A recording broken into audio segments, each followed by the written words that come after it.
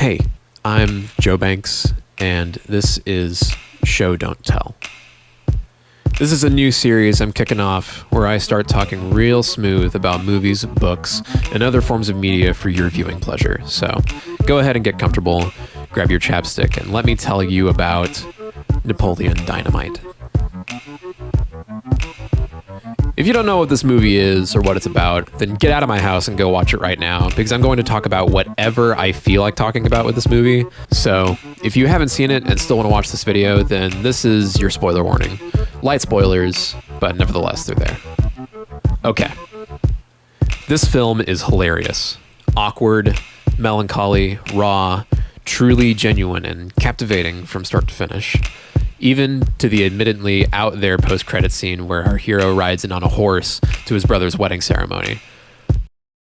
And every scene is like this. You think this scene is awkward? Well, the next one is going to be even harder to watch. And it's great. It's a coming-of-age story, a slice of life about a geeky Midwestern teen grappling with all the subtle nuances of interpersonal relationships, dysfunctional family members, and the inherent dorkiness that everybody has, whether they are comfortable showing it or not. And that's what this film is really about at its core. You are not as cool as you think, and neither is anybody else for that matter. The thing that really gets me with this movie is that every single character has an intimate moment with the audience, a moment where you get to see a glimpse into who they really are. And this metaphorical nudity, whether they are likable or not, generates sympathy with the audience in no way I've ever seen another film capture so powerfully. It's a comedy first and foremost, so it doesn't take itself too seriously, which is good. It has an acute self-awareness as a film about the awkward teenage experience that never stops being relatable. Take this scene, for example. It's where you first meet Napoleon, our hero. He gets on the school bus, walks all the way to the back, throws a little G.I. Joe action figure out the window with some fishing wire tied around it, and this happens. I love it. It's goofy, it's stupid, it's the right way to lead off with a film like this. And it immediately establishes Napoleon as a sympathetic character who the audience can laugh at and relate to at the same time, which is hard to do. The very next scene, we're in the classroom, and Napoleon has to get up and give a verbal presentation on current events. He then goes on to report that some Japanese scientists have placed explosives at the bottom of Lake Loch Ness to blow Nessie out of the water. And the locals had gotten some wizards to cast a protective spell on Nessie to make sure nothing goes wrong. Napoleon is so dorky I would probably be friends with him in high school if I had known him at the time. And he's also shown playing tetherball by himself multiple times. Nobody ever playing with him. He asks people, but they don't. Poor guy. And another thing. This film is chock full of clever dialogue. The economy of words is so efficient, it never lingers too long on any one character, providing a clear through line by which the film daisy chains its little vignettes. Deceptively disjointed micro-stories that create an overarching narrative. You don't think they're related to each other, but then as the characters unwind and things are set in motion, you start to see the authenticity in the work, the character study underneath it all. Each character's goals grinds up against another, creating wonderfully, believably hilarious conflicts, by which the film illustrates the inadequacies of our hero and those around him. And it also paints a picture of the human condition as a whole, I think. In a lot of scenes, Napoleon either says something snarky, deadpan, blatantly dishonest, or just plain jerkish, characteristic of his angsty nerd aesthetic he's got going on there.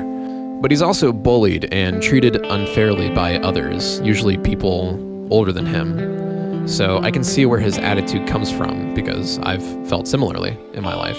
But he just as well says things that are uplifting, endearing, and earnest to his friends and the people he cares for. So I'm torn on my view of him as a leading character. He's unlikable in many aspects, but he's also not a total sociopath, and there are things about him that you'd want to have in a close friend, I'm sure. And I think that's kind of the point. Nobody is 100% a total jerk or a complete angel, for that matter, either. Most of us fall somewhere in between, and I like to think that most of the characters are like that. Well, Except for Don over here, who really reminds me of Biff from Back to the Future, who is actually a more exaggerated form of this character archetype. But even in his jockish douchiness, we also see him act like a dork when he sees his girlfriend Summer performing her skit in the election. Even people who are regarded as popular or cool, to use teenager terms here, are not that cool and definitely have something that grounds them as an individual.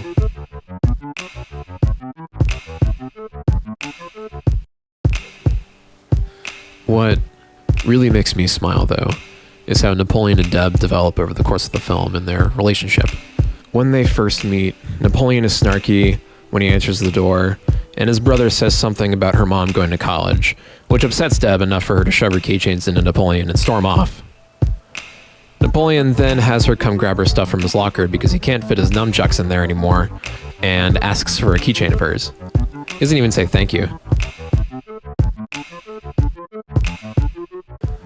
Fast forward a little bit, and Deb comes out and sits with Napoleon on the stairs and asks if he needs a ride home, and he says, "No, I've got a ride." And she says, "Oh, okay."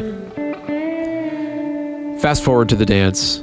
Pedro and Deb are dancing while Napoleon's date, the far more popular Trisha, leaves to go fuck off somewhere with Summer and Don without saying a word to Napoleon. He's alone, and then his friends come up and say hi to him. Then there's this beautiful shot of the three of them standing together, watching everyone else dance. Deb and Napoleon then have a dance of their own, and he comments on how big her sleeves are. She made them herself. The camera pans out to show people just like them enjoying the slow dance. We are shown Napoleon in his full authenticity, his nerdiness, and so many other scenes, his dorky everything, and we can laugh at him at times, right? We think there's a lot of people cooler than him.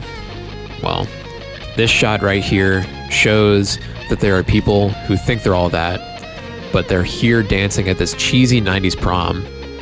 Nobody is as cool as they think they really are. And I think that's a good thing. I think that's humbling.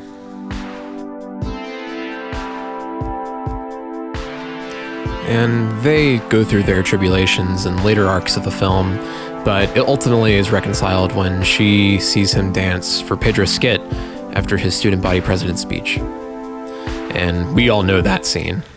Anyway, this is the climax of the film, and everything after this shows the happy endings for nearly every character. Kip goes off to Detroit with his love.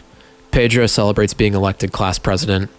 Napoleon's grandma is back after breaking her tailbone in the dunes, and we see Napoleon playing tetherball. Up walks Deb, and he says the most romantic line I think I've ever heard. "I caught you a delicious bass." And this is sweet. And I know I've been gushing for almost 10 minutes now about this film, but even Napoleon gets the girl in the end.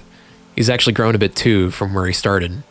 People grow and get older, but I still think there's always going to be that part of you that stays the same dorky you that you may or may not want to acknowledge. And if you want to find love or be happy or do something with your life and feel good about it, then you should maybe consider being more open with that part of yourself. Be honest with yourself and the world too.